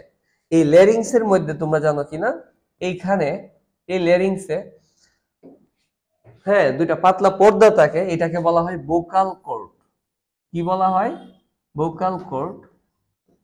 এই ভোকাল কর্ড ছেলেদের বয়স বাড়ার সাথে সাথে, তার মানে ফুসফুস থেকে বাতাস বের হয়ে কোন পাইপের মাধ্যমে আসে? উইন্ড পাইপের মাধ্যমে। কোথায় আসে? ল্যারিংসে আসে, এই যে এই অংশে, স্বরযন্ত্র। এখানে আসার পরে এখানে দুটা পর্দা আছে, যেটাকে বলা হয় ভোকাল কর্ড। পাতলা পর্দা থাকে। এই ভোকাল কর্ড ছেলেদের ক্ষেত্রে কি হয়? বয়স বাড়ার সাথে সাথে এই পর্দা দুইটা শক্ত হয়ে যায়। শক্ত হওয়ার কারণে, যেহেতু ছেলেদের ক্ষেত্রে বয়স বাড়ার সাথে সাথে এই দুইটা পর্দা শক্ত হয়ে যায়, ফলে কি হয়? বাতাস বের হওয়ার সময় যেহেতু পর্দা দুইটা শক্ত হয়ে যায়, ছেলেদের বয়স বাড়ার সাথে সাথে এই ভোকাল কর্ড, এইখানে যেহেতু দুইটা পর্দা থাকে বাল্বের মতো, এই দুইটা পর্দা যেহেতু শক্ত হয়ে যায়, ছেলেদের ক্ষেত্রে বয়স বাড়ার সাথে সাথে যেহেতু পর্দা দুইটা কি হয়? শক্ত হয়, এই জন্য বাতাস বেরোলে কম কাঁপে, কম স্পন্দিত হয়, কাঁপে। এই জন্য ছেলেদের কণ্ঠস্বর কি হয়? মোটা হয়। কিন্তু মেয়েদের ক্ষেত্রে বয়স বাড়ার সাথে সাথেও এই ভোকাল কর্ডে যে দুইটা পর্দা থাকে, এই দুইটা নরমই থাকে, শক্ত হয় না। যেহেতু নরম থাকে, বাতাস বের হলে বেশি কাঁপে, এই জন্য মেয়েদের কণ্ঠস্বর কি হয়? তীক্ষ্ণ হয়। এই তো, পারা যাবে না? আচ্ছা, এরপরে দেখো এই অংশে আমরা যেটা আলোচনা করব, আমরা একটু মাথায় রাখবা 20 হার্টজ থেকে, কত হার্টজ থেকে? 20 হার্টজ থেকে 20,000 হার্জ বা এটাকে বলা যেতে পারে 20,000 হার্জকে বলা যেতে পারে 20 কিলো হার্জ। কিলো মানেই তো 1000। তার মানে 20 হার্জ থেকে, একটু বুঝো প্লিজ, 20 হার্জ থেকে 20,000 হার্জ বা 20 কিলো হার্জ, কিলো মানেই 1000। হ্যাঁ, তাহলে 20 কিলো হার্জ 20 কিলো হার্জ যে কথা, 20,000 হার্জ একই কথা। অর্থাৎ আমি বলতে চাইতেছি যে 20 হার্জ থেকে 20,000 হার্জ এর ভিতরের, হ্যাঁ, এত কম এর ভিতরের কম্পাঙ্কের যে শব্দ, এই শব্দ কিন্তু আমরা শুনি, এটাকে বলা হয় শ্রাব্যতার সীমা, বা এর একটা নাম আছে শ্রাব্যতার পাল্লা। আবার বলতেছি 20 হার্জ থেকে 20,000 হার্জ বা 20 কিলো হার্জ, এই 20 থেকে 20,000 হার্জের, হ্যাঁ, ভিতরে এই তাহলে আবার বলতেছি শোনো, 20 হার্জ থেকে 20,000 হার্জ বা 20 কিলো হার্জ, এই কম্পাঙ্কের এর মধ্যবর্তী যে কম্পাঙ্কের শব্দ, এর কমও আমরা শুনবো না, এর বেশিও শুনবো না। অর্থাৎ আমরা যেটা শুনবো 20 থেকে 20,000 হার্জ, এই কম্পাঙ্কের শব্দকে বলা হয় শ্রাব্যতার সীমা বা শ্রাব্যতার পাল্লা। তার মানে কি, আমরা 20-এর কমও শুনবো না, আবার 20,000 হার্জ বা 20 কিলো হার্জের বেশিও শুনবো না। অর্থাৎ 20 হার্জ থেকে 20,000 হার্জের মধ্যবর্তী যে কম্পাঙ্কের শব্দ, এই কম্পাঙ্কের শব্দকে আমরা শুনবো, যেটাকে বলা হইতেছে কি শ্রাব্যতার সীমা বা শ্রাব্যতার পাল্লা। এর চেয়ে যদি কম হয়, এর চেয়ে যদি কম হয়ে যায়, এই ক্ষেত্রে কিন্তু আমরা শুনবো না। হ্যাঁ, 20 হার্জের যে কম কম্পাঙ্কের যে শব্দ, একটু মনে রাখো, 20 হার্জের যে কম কম্পাঙ্কের শব্দ আমরা না শুনলেও কিন্তু পশু পাখিরা বুঝতে পারে। হ্যাঁ, এই জন্য দেখবা যে ভূমিকম্পের যে শব্দ, এটা কিন্তু 20 হার্জের চেয়েও কম, পশু পাখিরা বুঝতে পারে, দেখবা এরা কিন্তু চেঁচামেচি করে। এখানে 20 হার্জের চেয়ে কম কম্পাঙ্কের শব্দকে বলা হয় ইনফ্রাসাউন্ড। ইনফ্রা সাউন্ড, বা এটাকে বাংলাতে বলা হয় শব্দের তোর। মনে রাখো 20 হার্জের চেয়ে কম হইলে সেই কম্পাঙ্কের শব্দকে বলা হয় ইনফ্রাসাউন্ড, আর 20,000 হার্জের চেয়ে যদি বেশি হয়, সেই শব্দটাকে বলা হয় আল্ট্রাসাউন্ড। কি বলা হয়?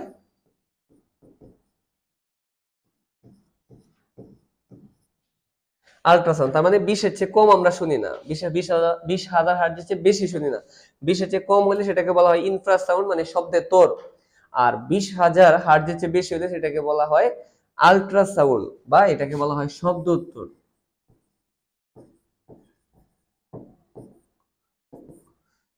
যেমন 20,000 হার্জের চেয়ে বেশি কম্পাঙ্কের শব্দ শুনে বাদুর। একটু মনে রাখো বাদুরের ক্ষেত্রে,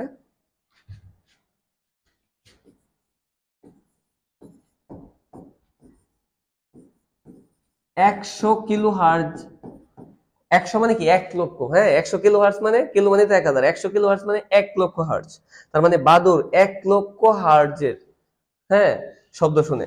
তার মানে বাদুর 100 কিলো হার্জ কম্পাঙ্কের শব্দ শুনতে পারে।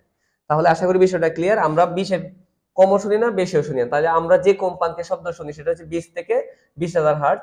এটাকে বলা হয় শ্রাব্যতার সীমা। এই লিমিট, হ্যাঁ, এই সীমাটা যেহেতু 20 এর চেয়ে বেশি আর 20,000 এর চেয়ে কম, এই মধ্যবর্তী যে কম্পাঙ্কের শব্দ আমরা শুনি, এটাকে বলা হয় শ্রাব্যতার সীমা বা পাল্লা।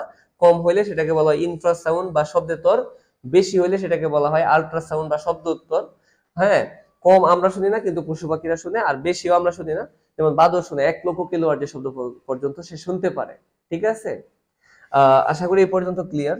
এরপরে দেখো যে প্রতিধ্বনি নিয়ে যদি কথা বলতে হয় এই অংশে, আহ প্রতিধ্বনি আসলে কি, আমরা যখন দেখবা যে বড় একটা হল রুমে বা একটা কুয়ার কাছে গিয়ে যখন শব্দ করি, দেখবা আমি যে শব্দটা করলাম একটু, এই শব্দটা আবার আমার কানে কিন্তু ফিরে আসে। তার মানে কি, আমি যে কথাটা বললাম এটা যদি আবার আমার কানে রিপিট করে, হ্যাঁ, এটাকে আমরা বলতে পারি মূল শব্দের পুনরাবৃত্তি।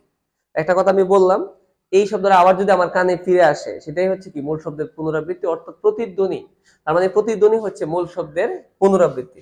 আচ্ছা দেখো কি লেখা আছে প্রতিধ্বনিতে, যখন কোনো শব্দ মূল শব্দ থেকে আলাদা হয়ে মূল শব্দের পুনরাবৃত্তি করে, হ্যাঁ, যখন আমি একটা মূল যে শব্দ থাকবে ওই শব্দ থেকে আলাদা হয়ে মূল শব্দের পুনরাবৃত্তি করে, ওই প্রতিফলিত শব্দটাকে কি বলে? প্রতিধ্বনি বলে। ঠিক আছে, এখান থেকে অনেক বেশি সিকিউ আসবে। আমি জাস্ট তোমরা বোর্ড কোয়েশ্চেন গুলি সলভ করে দেখবে, এখান থেকে প্রচুর সিকিউ আসে। আচ্ছা, প্রতিধ্বনি নিয়ে যদি বলতে হয়, তার মানে প্রতিধ্বনি শোনার জন্য কিছু শর্ত আছে, এটা আমাদেরকে আগে ক্লিয়ার করতে হবে। দেখো, মনে করো এটা হচ্ছে একটা প্রতিফলক পৃষ্ঠ। প্রতিফলক পৃষ্ঠ, ঠিক আছে, এটা মনে করো একটা প্রতিফলক পৃষ্ঠ। এইখানে শব্দ বাধা হবে।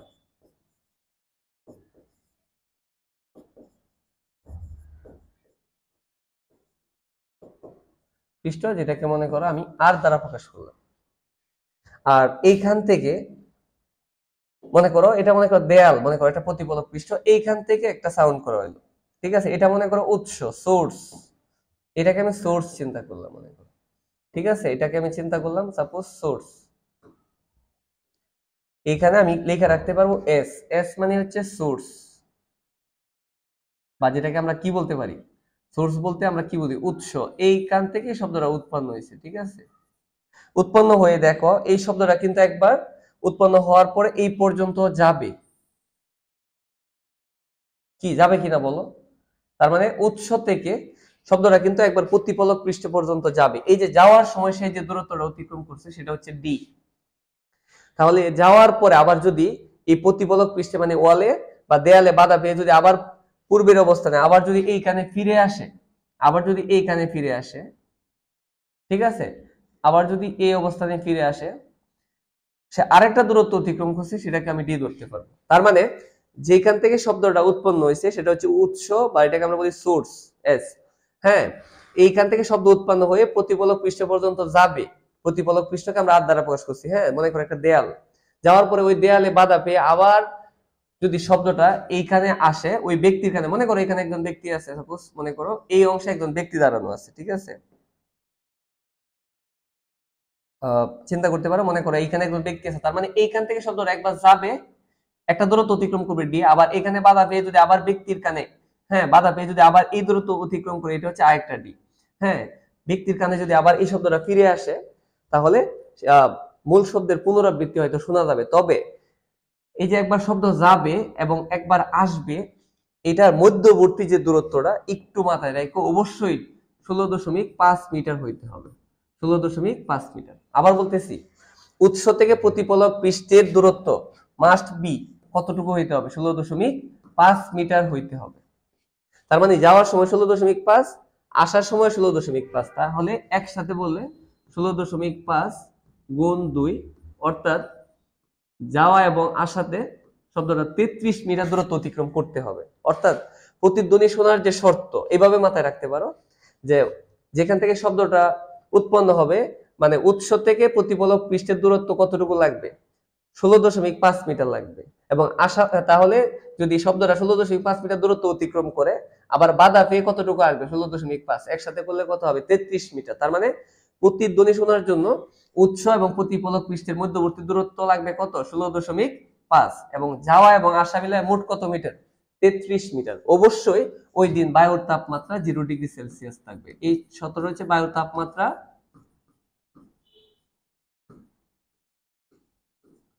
হ্যাঁ, বায়ুর তাপমাত্রা যদি 0°C হয়, ঠিক আছে, বায়ুর তাপমাত্রা যদি 0°C হয়, তাহলে এখানে একটা জিনিস মনে রাখবা, বায়ুর তাপমাত্রা যদি 0°C হয়, তাহলে শব্দের বেগ হচ্ছে 330 ms/s। এটা আমি তোমাদেরকে একটু ক্লিয়ার করে দিব।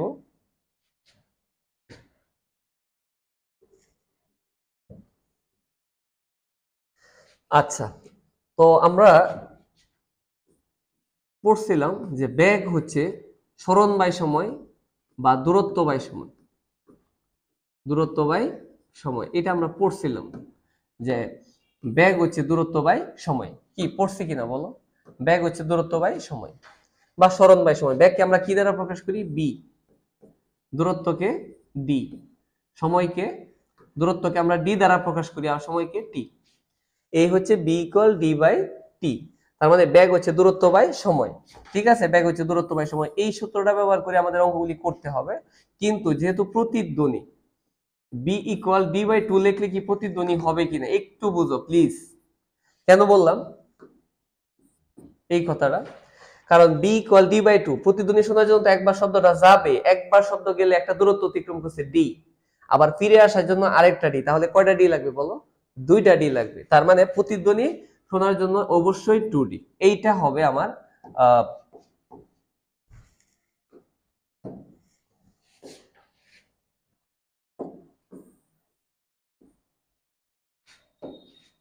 প্রতিধ্বনি শোনার জন্য এই সূত্রটা আমরা অ্যাপ্লাই করব, ঠিক আছে?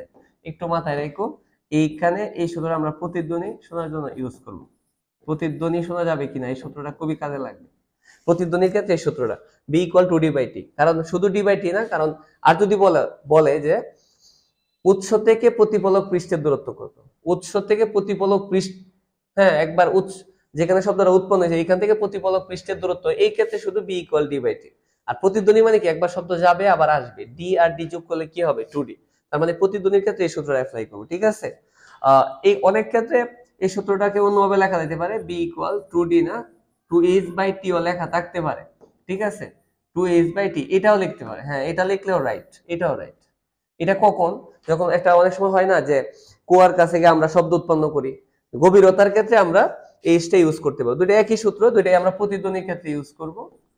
জাস্ট এটা হচ্ছে দূরত্বের ক্ষেত্রে চিন্তা করব ডি, আর কুয়ার ক্ষেত্রে গভীরতার ক্ষেত্রে একটা শব্দ করলে কুয়ার পানিতে বাধা হয় আবার উপরে আসবে, এই ক্ষেত্রে সাধারণত অনেক সময় এইচ ইউজ করা হয়, ঠিক আছে? দুইটাই প্রতিধ্বনির সূত্র, সেম সূত্র, হ্যাঁ ডি এর পরিবর্তে জাস্ট এইচ, একই, ডি ও দূরত্ব, এইচ গভীরতা ও দূরত্ব, ঠিক আছে?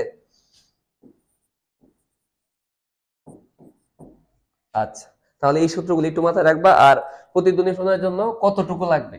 ন্যূনতম মধ্যবর্তী দূরত্ব লাগবে কত মিটার? 16 উৎস এবং প্রতিফলক পৃষ্ঠের মধ্যবর্তী 16.5 মিটার দূরত্ব রাখতে হবে, এবং যাওয়া এবং আসা মিলে মোট কত মিটার? 33 মিটার।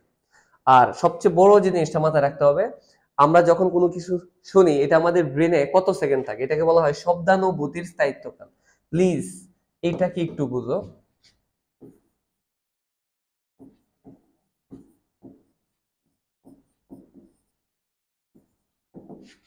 শব্দানুভূতির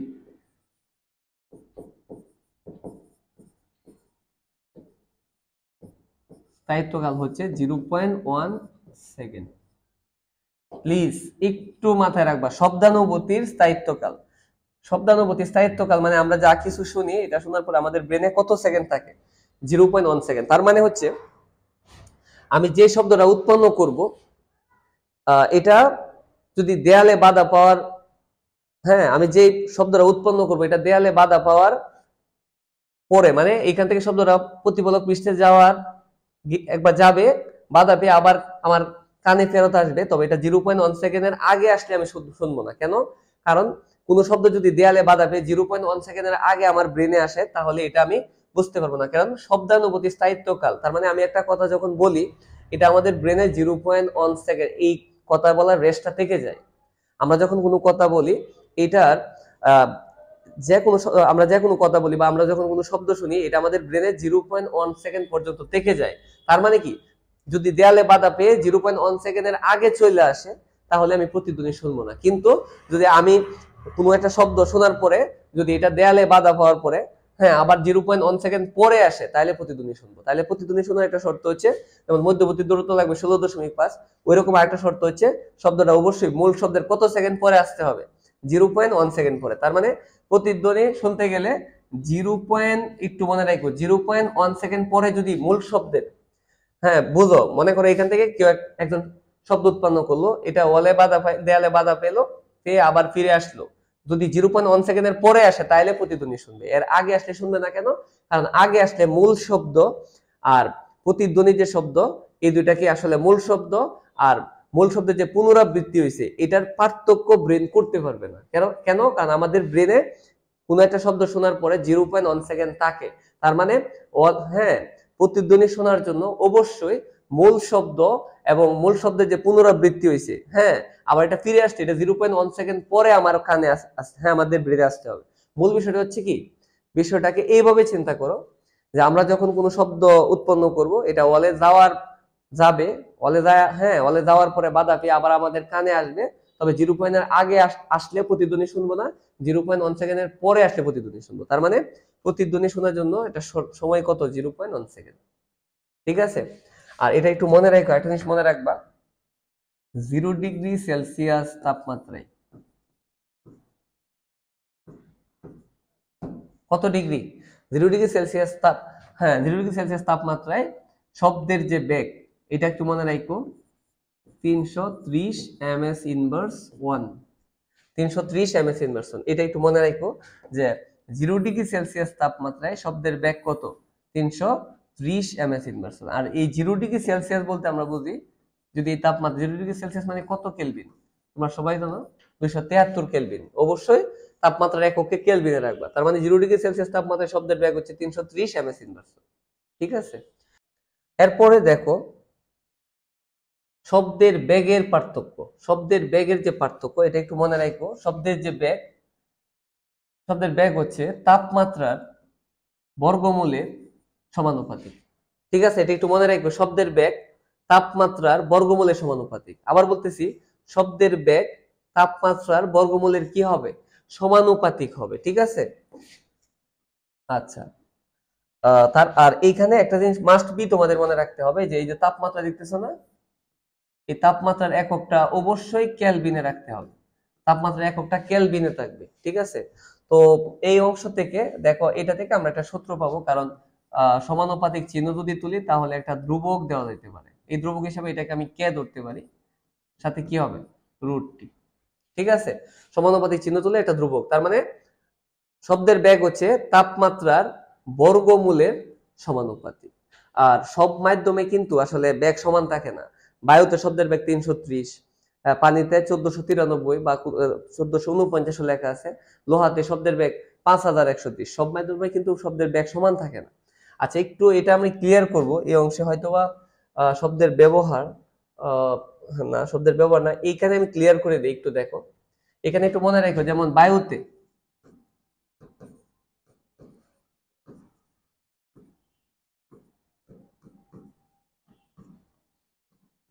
শব্দের বেগ 330 ms ইনভার্স 1, তার মানে বায়ুতে শব্দ 1 সেকেন্ডে 330 মিটার যাইতে পারে। যদি এটা পানিতে হইতো, পানিতে শব্দের বেগ 1493 আর 1449 লেখা আছে 1493, তার মানে পানিতে শব্দ 1 সেকেন্ডে 1493 মিটার যাইতে পারে। আর যদি লোহা চিন্তা করো, লোহাতে শব্দের বেগ 5130, কি বললাম? 5130 ms ইনভার্স 1। লোহাতে শব্দের বেগ হচ্ছে 5130, তার মানে 1 সেকেন্ডে 5130 মিটার যাইতে পারে। এটা একটু মনে রাখো। তাহলে বায়ুতে শব্দের বেগ সবচেয়ে কম, এর চেয়ে একটু বেশি হচ্ছে তরলে, এবং এর চেয়ে অনেক বেশি হচ্ছে কোথায়? লোহাতে। তার মানে শব্দের বেগের ক্ষেত্রে বায়ুর চেয়ে কোথায় বেশি বলো? তরলে। তরলের চেয়ে শব্দের বেগ বেশি কোথায়? কঠিনে। এটা কিন্তু মনে রাখো, হ্যাঁ এটা মনে রাখো, কিন্তু কাজে লাগবে। ঠিক আছে, একটু মনে রাখো, বায়ুর চেয়ে বায়ুর চেয়ে তরলের শব্দের বেগ বেশি, তরলের চেয়ে কঠিনে কিন্তু শব্দের বেগ বেশি। ঠিক আছে, আচ্ছা এই অংশ কি বলছিলাম আমরা, যে শব্দের বেগ হচ্ছে তাপমাত্রার বর্গমূলের সমানুপাতিক। সমানুপাতিক চিহ্ন তুললে একটা ধ্রুবক হচ্ছে কে, আর এই তাপমাত্রা এটার একক অবশ্যই কেলভিনে থাকবে। আচ্ছা, এখন দেখো এইখান থেকে আমি জাস্ট একটা সূত্র নিয়ে আসতে পারবো, যে b1/b2 ইকুয়াল √t1/t2। একটু বোঝার চেষ্টা করো, কারণ টি b1 বাই, এখানে এভাবে চিন্তা করতে পারো, b1/b2 ইকুয়াল √t2/t1/t2, এইটাও চিন্তা করতে পারো, অথবা এখান থেকে এটাও আমি চিন্তা করতে পারবো, b2/b1 ইকুয়াল √t2 কি t1, এইটাও আমি চিন্তা করতে পারবো। ঠিক আছে, দুইটাই চিন্তা করা যাবে, দুইটাই রাইট। এটাও চিন্তা করো, দুইটাই চিন্তা করা যাবে। এই ক্ষেত্রে আমার কাছে এইটা দিয়ে অঙ্ক করলে বেস্ট মনে হয়, কারণ এখান দিয়ে বেশিরভাগ ক্ষেত্রে B2 বের করতে হয়। ঠিক আছে, এইটা থেকে এটা এখন তোমাদের একটা প্রশ্ন আছে, স্যার এটা কিভাবে আসলো? এটা আমি আসলে অন্য একটা এতে দেখাবো, যে এই সূত্রটা থেকে তোমাদের বইয়ের সূত্রটা নিয়ে আসছে। জাস্ট দেখো, B1 এর জন্য T1, B1 এর জন্য T1, B2 এর জন্য T2। ঠিক আছে, B1 থাকলে তাপমাত্রা হবে, শোনো এই ক্ষেত্রে এই জিনিসগুলি অবশ্যই তোমাদের মাথায় রাখতে হবে, যে B1 যেটাকে B1 এর জন্য যে তাপমাত্রা হবে, এই তাপমাত্রা হচ্ছে T1, আর B2 যেটা বেগ, এইটার জন্য যে তাপমাত্রা হবে সেটা হচ্ছে T2। এই যে দেখো, B1 এর জন্য T1, B1 এর জন্য T1, B2 এর জন্য T2। ঠিক আছে, এখানে অবশ্যই যেমন বলতেছো এই সূত্রটা দিয়ে করলে সুবিধা কি, দেখো আমি এই সূত্র দিয়ে সহজে কি বের করতে পারবো, B2 যদি বের করতে হয়, বেশিরভাগ ক্ষেত্রে B2 বের করতে হয়। B2 বের করতে গেলে জাস্ট ওই দিকে কি যাবে, B1 আর রুট কি T2/T1, এইটা দিয়ে জাস্ট আমি কি করতে পারবো, সহজে দেখা গেছে MCQ গুলি করে ফেলতে পারবো, বা সিকিউ এর ক্ষেত্রে এটা একটু সহজ হবে। যদি B2 বের করতে বলে জাস্ট B1 গুণ করে দিলা, মান বসাই দিলে অঙ্ক হয়ে গেল। তবে এখানে একটা জিনিস সবসময় মাথায় রাখবা, যেটাকে T1 ধরতেছো না, এটা সবসময় দেওয়া না থাকলেও এটা তোমাকে ধরতে হবে তাপমাত্রা। T1 মানে কি জানো, 0°C। আর 0°C তাপমাত্রায় শব্দের বেগ হচ্ছে 330 ms−1। এটা দেওয়া থাকুক না থাকুক, সবসময় মনে রাখবা T1 আর B1, T1 এর জন্য B1, হ্যাঁ এই যে টেম্পারেচার, এই টেম্পারেচারটাকে সবসময় ধরবা T1, আর এই T1 এর জন্য যে ব্যাগটা পাবা এটা হচ্ছে B1। ঠিক আছে, মনে করো ওই দিন বায়ু তাপমাত্রা লেখা থাকলো 30°C, তার মানে ওই যে তাপমাত্রা, এই তাপমাত্রাকে যদি কি ধরো T2, তাহলে ওই তাপমাত্রার জন্য যে ব্যাগটা হবে সেটা হচ্ছে B2। এটা আমাকে বের করা লাগবে। অবশ্যই সেলসিয়াসকে কেলভিনে নিতে হবে, আমরা সবাই জানি সেলসিয়াস থেকে কেলভিনে নিলে কত যোগ করতে হয়। যেমন এখানে লেখা আছে দেখো T2 এর মান কত, 230°C। সেলসিয়াস থেকে কেলভিনে নিলে 30 এর সাথে কত যোগ করতে হয়, 273 কেলভিন, তাহলে এটা কত আসবে, 303 কেলভিন, রাইট। আচ্ছা, এখন তোমাদের একটু তোমরা মনে রাখো এই অংশটা। দেখো তার মানে B1 T1 এটা পরীক্ষার মানে দেওয়া থাকলেও থাকতে পারে, নাও থাকতে পারে কোশ্চেনে, তোমার এটা মনে রাখতে হবে। তাপমাত্রা T1 সবসময় 0°C মানে তোমরা জানো 0° বলতে কি বুঝো, 200 কত কেলভিন, 73 কেলভিন। এখানে একটু মাথায় রাখবা 0°C তাপমাত্রায় শব্দের বেগ 330, তাহলে এই তাপমাত্রাকে ধরবা T1, আর T1 এর জন্য যে বেগটা হবে এটা হবে B1। হ্যাঁ T1 মনে রাখতে হবে, তার মানে 0° বলতে কি লিখবা, 273। T1 এর মান মুখস্থ রাখতে হবে 0°, আর 0°C তাপমাত্রায় যে বেগ 330 এটাও মুখস্থ রাখতে হবে। এই তাপমাত্রার জন্য এই বেগ, এই তাপমাত্রাকে ধরবা T1 আর এই বেগকে ধরবা B1। আর নতুন করে কোশ্চেনে একটা তাপমাত্রা দেওয়া থাকবে, যে তাপমাত্রা থাকবে ওইটা হচ্ছে T2। T2 এর জন্য যে বেগটা বের করবা, ওই দিন বায়ু তাপমাত্রা যদি 30° হয়, এই তাপমাত্রাকে T2 ধরবা, T2 এর জন্য যে বেগ হবে সেটা হচ্ছে B2, এই যে B2 বের করবো। এটা যদি বের করতে হয়, দেখো এখন যদি আমি মান বসায় দিই, B1 এর মান তো আমরা জানি 330 রুট T2 মান হচ্ছে 303, এই যে 30° মানে হচ্ছে 303, আর T1 তো আমরা মুখস্থ জানি 273। এইটাকে যদি আমরা ক্যালকুলেশন করি তাহলে এটা আসবে 346.65 এত ms²। তার মানে বায়ুর তাপমাত্রা যদি 30°C হয়, ওই তাপমাত্রার জন্য বেগ হবে 347.65। কি বোঝা গেছে? হ্যাঁ অবশ্যই অনেক বেশি কাজে লাগবে এই সূত্রটা, হ্যাঁ একটু মাথায় রাখো। এরপরে দেখো শব্দের যে ব্যবহার, শব্দের দুইটা ব্যবহার এখানে উল্লেখ করেছে তোমাদের বই, একটা হচ্ছে ত্রিমাত্রিক সিসমিক সার্ভে আর একটা হচ্ছে আল্ট্রাসাউন্ড ক্লিনার। এটা আমি একটু ক্লিয়ার করতেছি। ত্রিমাত্রিক সিসমিক সার্ভে বলতে গেলে কি, যেখানে এখানে অনেক সময় দেখবা যে মাটির নিচে বিভিন্ন খনিজ পদার্থ থাকে। আসলে মাটির নিচে যে খনিজ পদার্থ আছে এটা আমরা কিভাবে বুঝবো, এই জন্য কি করে, মাটির কিন্তু অনেকগুলি লেয়ার থাকে, ঠিক আছে, মাটির অনেক লেয়ার আছে। মনে করো এই হচ্ছে একটা মাটির লেয়ার, এখানে একটা নিচে চিন্তা করলাম, এরকম মাটির কিন্তু অনেকগুলি লেয়ার আছে, ঠিক আছে। এখন উপরে কি করা হয়, মনে করো এটা হচ্ছে একটা জিওফোন, এটা হচ্ছে একটা জিওফোন চিন্তা করলাম আমি।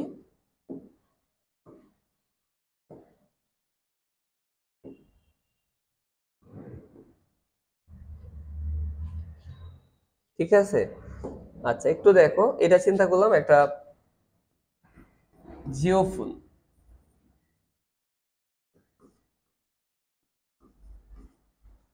এটার কাজ হচ্ছে উচ্চ কম্পাঙ্ক বলতে গেলে কি, আল্ট্রাসাউন্ড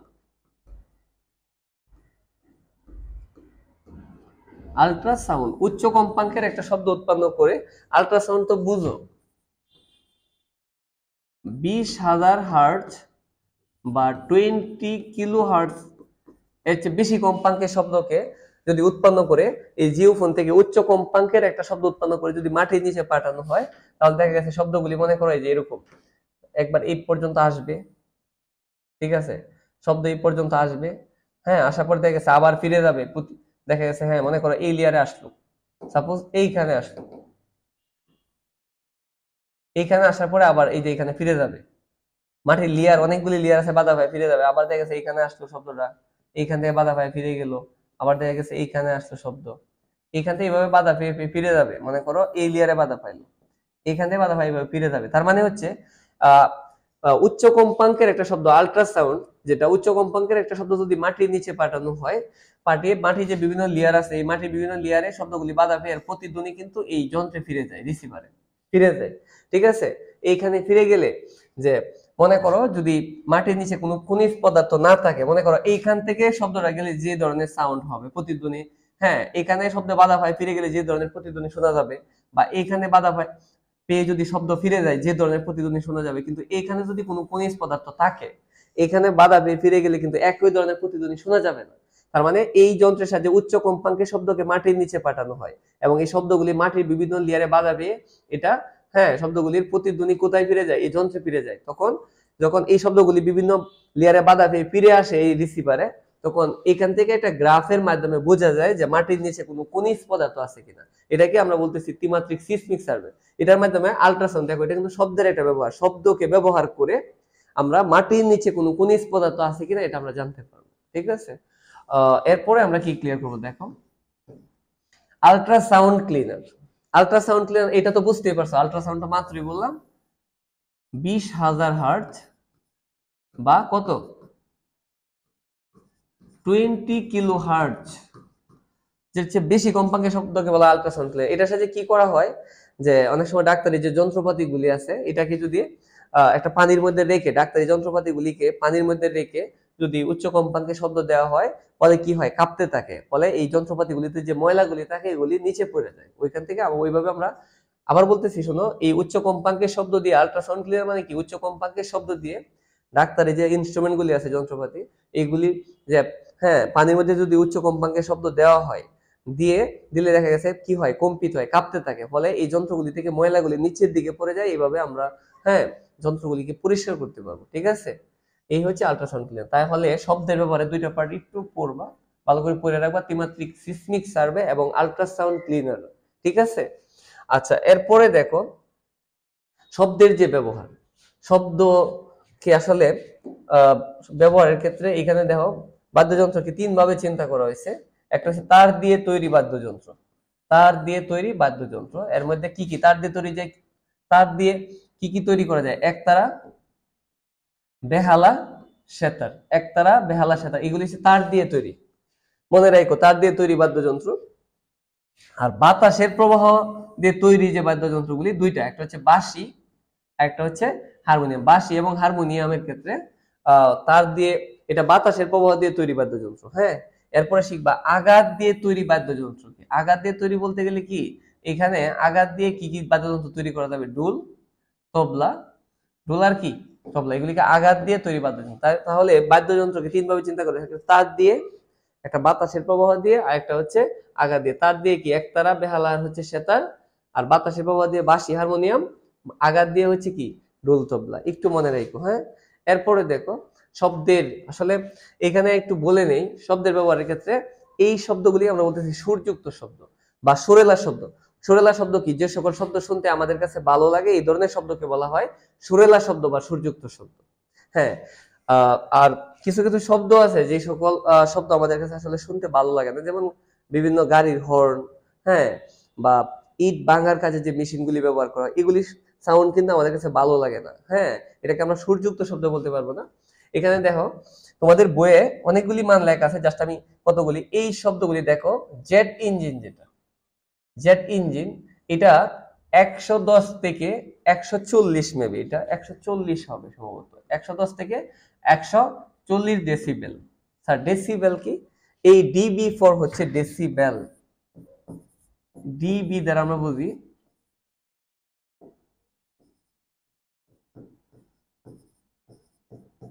ডেসিবেল। তাহলে ডেসিবেল হচ্ছে শব্দের তীব্রতার লেভেলের একক, ঠিক আছে। তাহলে জেট ইঞ্জিনের জন্য 110 থেকে 140 ডেসিবেল, কথাবার্তা 40 থেকে কত, কথাবার্তার জন্য 40 থেকে 60 ডেসিবেল। হ্যাঁ, এই যে দেখো আমরা যে নিঃশ্বাস নিঃশ্বাস ছাড়লে দেখো শব্দের যে তীব্রতার যে এককটা আমরা কত পাবো, 10 ডেসিবেল পাবো। ঠিক আছে, কথা বলা নিঃশ্বাসের ক্ষেত্রে কি হয় 10 ডেসিবেল, আর কথাবার্তা হচ্ছে 40 থেকে 60। এটা মনে রাখবে এমসিকিউর ক্ষেত্রে। আর এই যে মশার সময় ঘুমাইলে দেখো কানের মধ্যে মশার পাকার শব্দ আসে, এই মশার পাকার শব্দ হচ্ছে 0 ডেসিবেল। তার মানে কি মশার পাকার চেয়ে আমাদের নিঃশ্বাসের এটা কিন্তু বেশি, 10 ডেসিবেল। এটা একটু মনে রাখো, ডিবি ফর ডেসিবেল। ডেসিবেল হচ্ছে শব্দের তীব্রতা লেভেলে রেখো। ঠিক আছে, দেখো এমসিকিউ 1 এ কি বলছে, 40 ডিগ্রি সেলসিয়াস তাপমাত্রায় শব্দের বেগ। এই তাপমাত্রায় শব্দের বেগ, যে তাপমাত্রা প্রশ্নে দেওয়া থাকবে, এই তাপমাত্রাকে যদি আমরা T2 ধরি, তার জন্য যে বেগটা হবে সেটা হচ্ছে B2। B2, হ্যাঁ, ওই তাপমাত্রায় বেগ বের করতে বলছে, B2 বের করতে বলছে। আর সরাসরি যদি আমরা অঙ্ক করি, মূল সূত্র কি ছিল, B2 by B1 root T2 by কি বলো, T1, তাই না? এখানে আমি তোমাদের বলছিলাম এমসিকিউ একটু ফাস্ট করার জন্য আমি জাস্ট কি নিয়ে নিব, সরাসরি B2 ইকুয়াল B1 এদিকে যাবে, B1 রুট T2 বাই কি T1। ঠিক আছে কিনা বলো? B2 বের করার জন্য, যেহেতু B2 বের করতে হবে ওই তাপমাত্রায় শব্দের বেগ, হ্যাঁ B2 বের করতে হবে, B2 B1 ওইদিকে পাঠিয়ে দিবা। তার মানে এখন কার কার মান লাগবে দেখো, B1 T1। আমি কিন্তু আগেই বলছি T1 আর B1, T1 এর জন্য যেটা পাইবা সেটাই B1। আর T1 মানে আমরা সবাই জানি 0 ডিগ্রি সেলসিয়াস। 0 ডিগ্রি সেলসিয়াস মানে কত, 273 কেলভিন। আর এই তাপমাত্রায় শব্দের বেগ মুখস্থ 330 ms ইনভার্স 1। তার মানে B1 এর মান হচ্ছে 330। T2 এর মান কত, T2 এর মান 40 ডিগ্রি সেলসিয়াস। 40 ডিগ্রি সেলসিয়াস মানে, তাহলে T2 কে আমরা কিভাবে বের করি, T2 এর মান হচ্ছে 40 ডিগ্রি সেলসিয়াস। 40 প্লাস কত, 273, কত আসতেছে,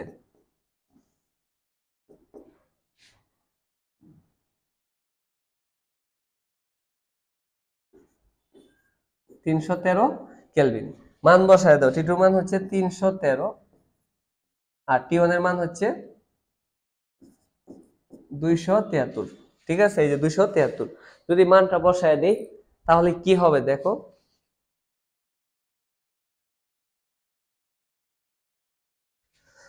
এইখানে আমরা যে কাজটা করব, রুট 313 ভাগ 273, যে অ্যান্সারটা আসবে তার সাথে জাস্ট আমরা কত গুণ করে দেব, 330। ঠিক আছে, এইখানে দেখো যে কাজটা করতে হবে, 330 গুণ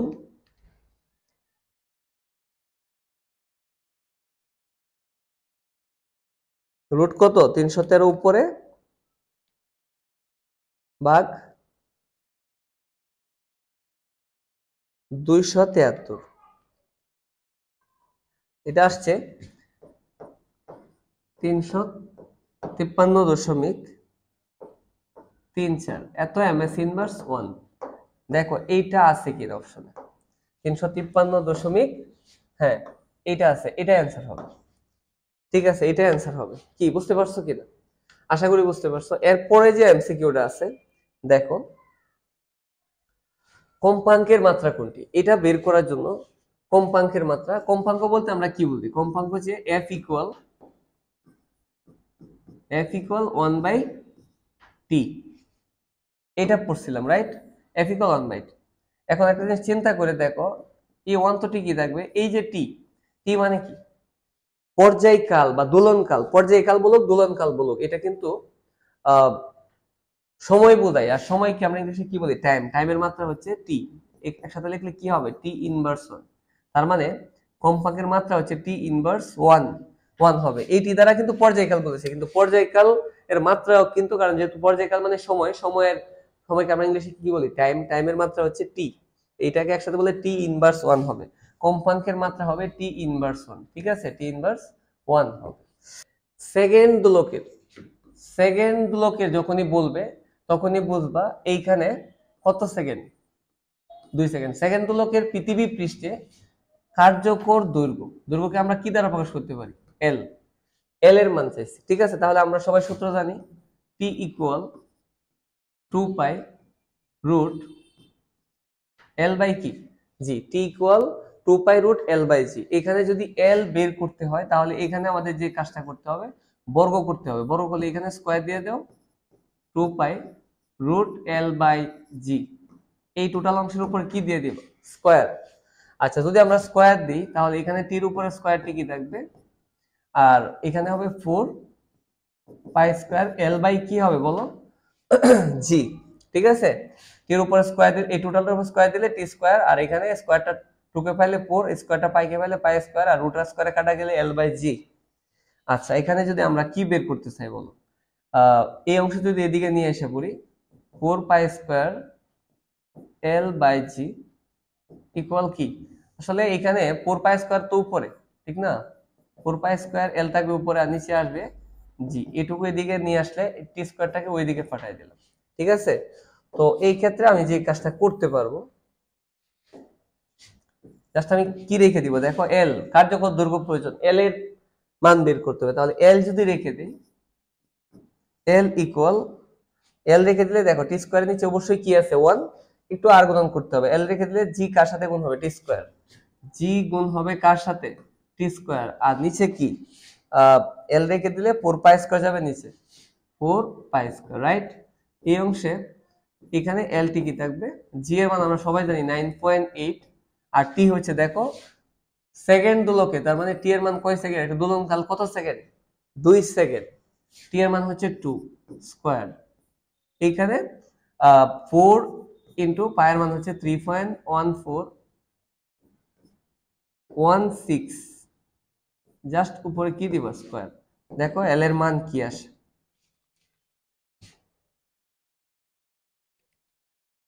9.8 ইনটু 4 ভাগ 4 ইনটু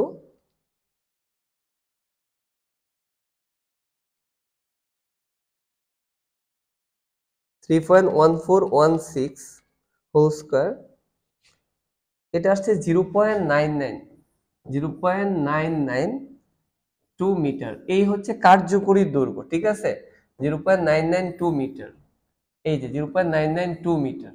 ঠিক আছে, এই হচ্ছে তোমার এটা আসছে দেখো রাজশাহী সরকারি বালিকা উচ্চ বিদ্যালয়। খুব কিউট একটা প্রশ্ন। ঠিক আছে, তো আজকের ক্লাসটা এই পর্যন্তই। যারা এই পর্যন্ত প্রথম থেকে লাস্ট পর্যন্ত ক্লাসটা দেখছো আশা করি বুঝতে পারছো।